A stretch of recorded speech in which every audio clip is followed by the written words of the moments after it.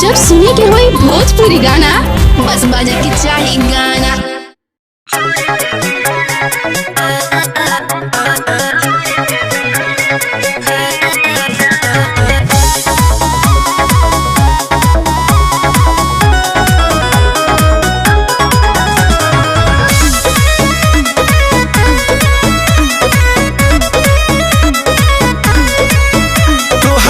हर के बेड कमजोर बड़ुए मारा चढ़ल जवाने हिलोर बड़ुए तोहर नैहर के बेड कमजोर बड़ुए मारा चढ़ल जवाने हिलोर बड़ुए सुन प्राण प्रिया धारा बतानी क्रिया हटो हुन सटो जन भीरिया छोड़ी के बिहाने चली जाई बाबा लमुआता खेल के जाई हाजी झीरिया छोड़ी के बिहाने चली जाई बागे राजा जी खेल के जाई हाजी झीरिया।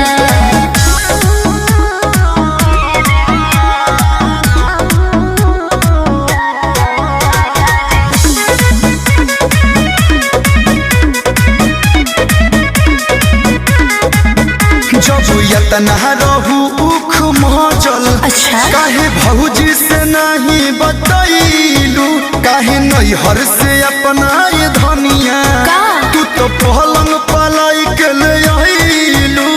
सखुआ शीशम के ले आई तू महंगा बा भोगा ये पिया राज भोगा हो ना मौका पे दाज खोजा हो हनु फरक तू सुते दा होई जत न लुटे दा बुते दा न जल दीढ़ी बहरिया हर बुखाव न रे ना छोड़ी के बिहान चल जाई बाबा लमुआता खेल के जाई हची झेरिया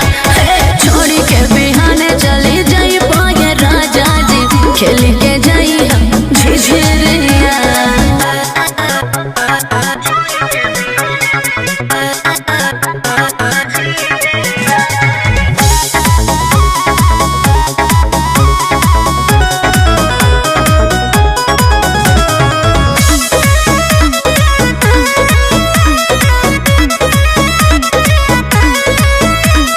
दिन में न पेट ताहर भरल तयाज कही से के मनवाया घाई ये सुखल को तू कतनो खइबू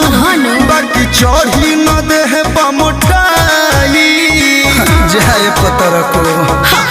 मरद से न मान भारे हो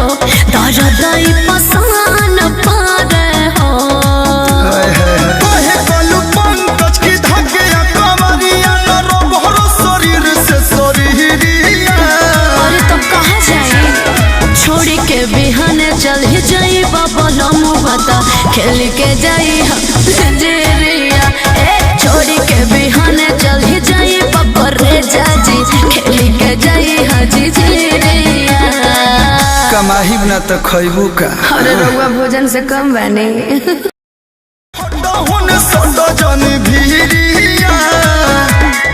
छोड़ी के बिहाने चल जाई बाबा लमुआता खेल के जाई हाजी झीरिया छोड़ी के बिहाने चली जाई